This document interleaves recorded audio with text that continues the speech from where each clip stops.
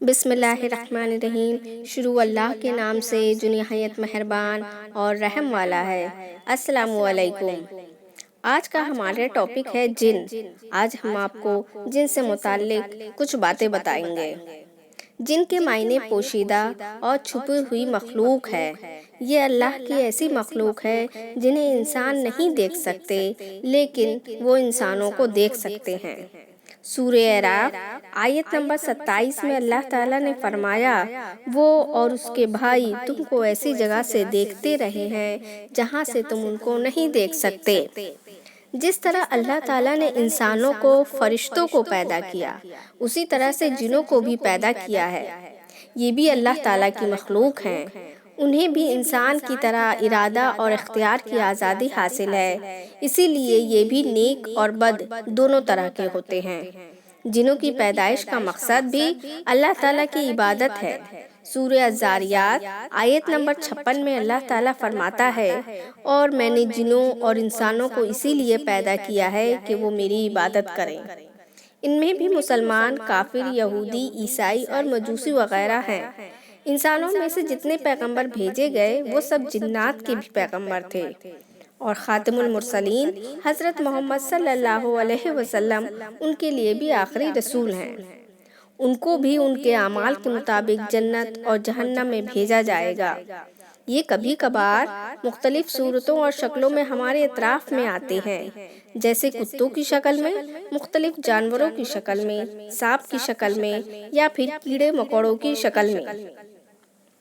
احادیث کے اندر جنوں سے متعلق ایک روایت ہے۔ صحیح مسلم کی روایت ہے کہ حضور صلی اللہ علیہ وسلم نے فرمایا، اللہ نے فرشتوں کو نور سے پیدا کیا ہے، جنوں کو آگ سے پیدا کیا، اور انسانوں کو اس چیز سے پیدا کیا جس کا تذکرہ قرآن میں ہے، یعنی مٹی سے پیدا کیا۔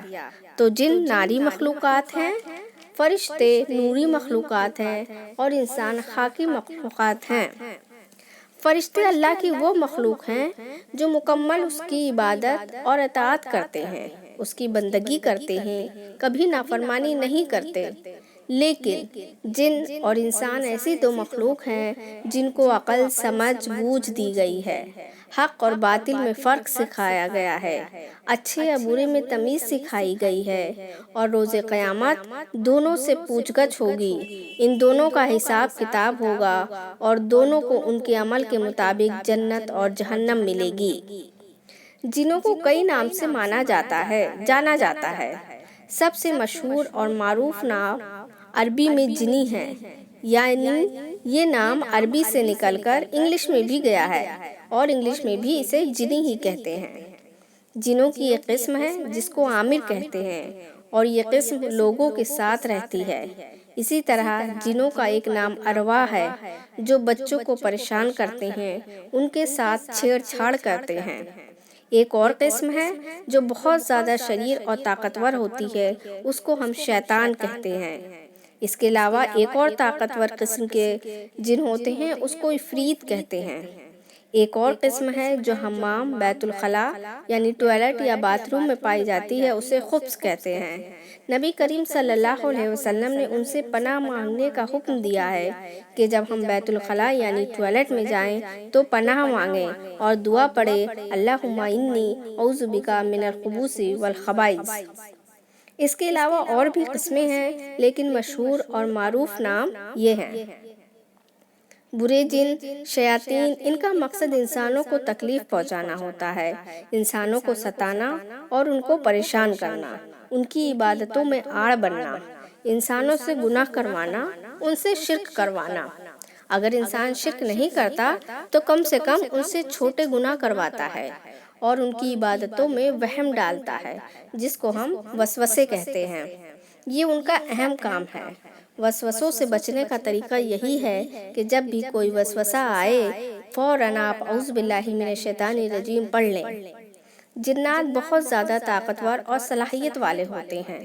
اس حوالے سے اللہ تعالیٰ نے سورہ نمل آیت نمبر 39 میں عفریت، ایک طاقتور جن ہے، اس کا واقعہ بیان کیا ہے۔ حضرت سلیمان علیہ السلام کو اللہ نے یہ طاقت اور صلاحیت دے رکھی تھی کہ ان کے قبضے میں سرکش جن اور شیاطین کر دیے تھے۔ آپ یعنی سلیمان علیہ السلام نے ایک مرتبہ کہا کہ سبا کی رانی کے آنے سے پہلے اس کا تخت کون لائے گا، جبکہ سلیمان علیہ السلام فلسطین میں تھے اور رانی اور اس کا تخت یمن میں تھا۔ عفریت اٹھا اور بولا، میں یہ مجلس یعنی یہ پروگرام ختم ہونے سے پہلے حاضر کر دوں گا۔ مطلب عفریت بہت زیادہ طاقتور تھا۔ اسی طرح فضائی میدانوں میں بھی انسانوں سے زیادہ طاقتور جن ہوتے ہیں، یہ اڑ کر پہلے آسمان تک جا سکتے ہیں۔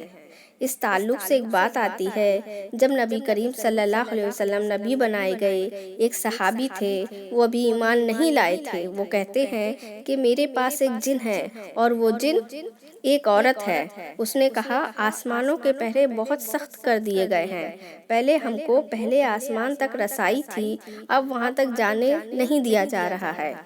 یہ اس لیے ہوا تھا کہ کیونکہ وحی اترنے والی تھی، وحی اتر رہی تھی تو قرآن کے پورا اترنے کے وقت تک ان کے راستے بند کر دیے گئے تھے۔ اسی طرح یہ تعمیرات یعنی کنسٹرکشنز بھی کرتے ہیں، اور حضرت سلیمان علیہ السلام کے لیے انہوں نے کیا ہے۔ قرآن پاک سورہ سبا آیت نمبر 12 اور 13 میں اللہ تعالیٰ نے فرمایا، اور ایسے جن حکم کے تابع کر دیے ہیں جو اپنے رب کے حکم سے اس کے آگے کام کرتے تھے، مطلب سلیمان علیہ السلام کے ساتھ۔ ان میں سے جو ہمارے حکم سے سرتابی کرتا، مطلب جو حکم نہیں مانتا، حضرت سلیمان علیہ السلام کے ماتحت نہیں رہتا، اس کو ہم بھڑکتی ہوئی آگ کا مزہ چکھاتے ہیں۔ جن ان کے لیے وہ کام کرتے تھے، وہ چیزیں بناتے تھے جو وہ چاہتے تھے، اونچی اونچی عمارتیں، تصویریں، بڑے بڑے حوض جیسے لگن، اور اپنی جگہ سے نہ ہلنے والے بڑی بڑی دیگیں بھی بنایا کرتے تھے۔ ان کی طاقتوں میں سے ایک طاقت یہ ہے کہ یہ یعنی جن شکلیں بدل بدل کر گھروں میں رہ سکتے ہیں، بالخصوص سانپ کی شکل میں یہ گھروں میں رہ سکتے ہیں۔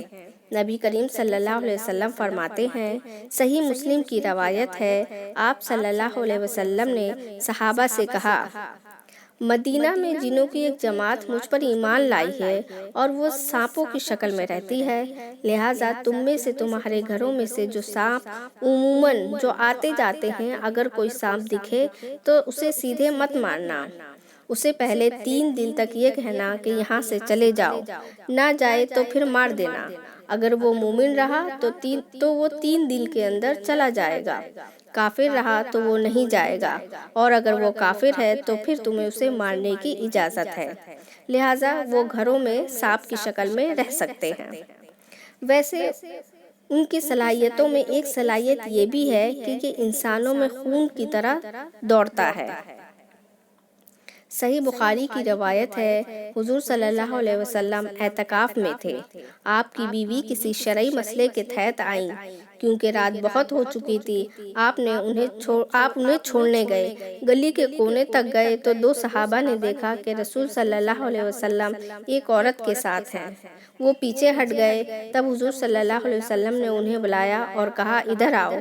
وہ دونوں آئے تو حضور صلی اللہ علیہ وسلم نے کہا، یہ میری بیوی ہے، تو انہوں نے کہا، اللہ کے رسول، کیا ہم آپ پر شک کریں گے؟ تو آپ صلی اللہ علیہ وسلم نے کہا کہ شیطان انسان کے اندر خون کی طرح دوڑتا ہے۔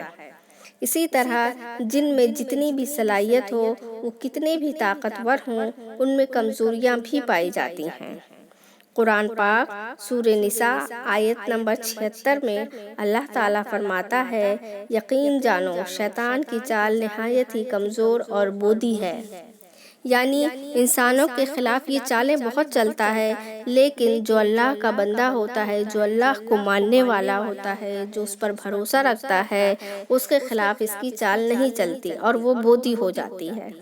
سب سے پہلی کمزوری یہ ہے کہ یہ اللہ کے نیک بندوں کو نہیں بہکا سکتا۔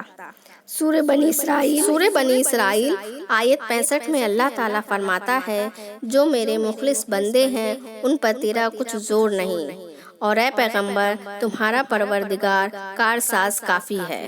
دوسری کمزوری یہ ہے کہ اللہ کے کچھ بندوں سے شیطان ڈر کر بھاگ جاتا ہے۔ صحیح جامع کی حدیث ہے، آپ صلی اللہ علیہ وسلم فرماتے ہیں کہ اے عمر، شیطان تم سے خوف کھاتا ہے۔ دوسری روایت میں آتا ہے کہ جس گلی سے عمر نکلتا ہے، شیطان اس گلی سے بھاگ کر دوسری جگہ چلا جاتا ہے۔ عمر کا سامنا کرنے کی اس کی طاقت ہے اور نہ ہی اس کی حیثیت ہے۔ تو کچھ لوگوں سے، ایمان والوں سے جن ڈرتے ہیں۔ اسی طرح سلیمان علیہ السلام کو اللہ نے جنوں پر طاقت دی تھی، اور کافر جن بھی آپ کی اطاعت اور فرما برداری کرتے تھے۔ اگر کوئی کافر جن آپ کی فرما برداری سے انکار کرتا تو اس کو آگ کا گولا مار دیا جاتا اور آگ میں اس کو جلا دیا جاتا۔ اسی طرح جن معجزات نہیں کر سکتے، اور شیطان خواب میں شکلیں لے کر آ سکتا ہے، لیکن کبھی بھی یہ آپ صلی اللہ علیہ وسلم کی شکل یا نام لے کر لوگوں کے خواب میں نہیں آ سکتا۔ اسی طرح جس دروازے کو بسم اللہ کہہ کے بند کیا جائے، یا کھانا بسم اللہ کہہ کر ڈھکا جائے یا کھایا جائے، گویا کوئی بھی کام بسم اللہ پڑھ کر کیا جائے، وہاں شیطان داخل نہیں ہو سکتا۔ اسی طرح انہیں غیب کا بھی علم نہیں ہوتا ہے۔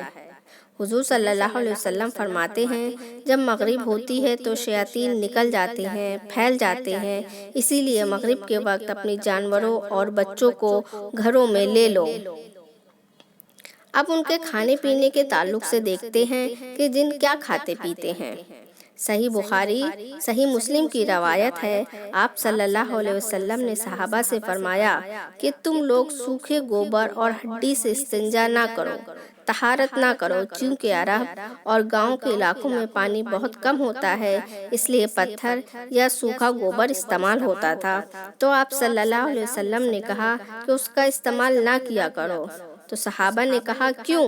آپ صلی اللہ علیہ وسلم نے فرمایا، میرے پاس نیک جنوں کی ایک جماعت آئی تھی، انہوں نے کہا اے محمد، اپنی امت کو روک دیں کہ وہ لید سے، یعنی سوکھے ہوئے گوبر سے اور قربان کیے گئے حلال جانوروں کی ہڈی سے نہ کریں، کیونکہ جس جانور پر اللہ کا نام لے کر ذبح کیا جاتا ہے، اس جانور کی ہڈی ہمارے لیے غذا بنا دی گئی ہے، وہ ہمارے لیے گوشت بن جاتی ہے۔ اور کہا کہ وہ سوکھا گوبر جو ہوتا ہے، وہ حلال جانوروں کا جو سوکھا گوبر ہوتا ہے، وہ ہمارے جانوروں کی غذا ہے۔ اس سے یہ بھی بات واضح ہوتی ہے کہ جنوں کے پاس بھی جانور ہوتے ہیں، اب وہ گائے ہے یا بھینس یا بکری، اس کا علم تو صرف اللہ تعالیٰ کو ہی ہے۔ اسی طرح آپ صلی اللہ علیہ وسلم نے فرمایا ہے کہ سوراخ میں پیشاب نہ کیا کرو، ہو سکتا ہے اس میں تمہارا بھائی رہتا ہو۔ اسی طرح ایک حدیث ہے، آپ صلی اللہ علیہ وسلم نے فرمایا، اگر آپ اوپر کی منزل میں رہتے ہوں تو اوپر سے اپنے گھروں سے سیدھے خراب یا گرم پانی نہ پھینکیں، ہو سکتا ہے تمہارا بھائی جا رہا ہو اور اسے تکلیف ہو۔ یہاں تمہارے بھائی سے مراد جن ہیں، اس لیے ہمیں احتیاط کرنا چاہیے جس سے ان کو یعنی جن کو پریشانی نہ ہو، کیونکہ ان کی بھی ایک دنیا ہے۔ تو یہ کچھ باتیں تھیں جن سے متعلق۔ اسی طرح کی معلومات کے لیے ہمارے ساتھ جڑے رہیں، چینل کو لائک، شیئر اور سبسکرائب ضرور کریں۔ انشاءاللہ اگلی ویڈیو میں پھر ملیں گے۔ اللہ حافظ۔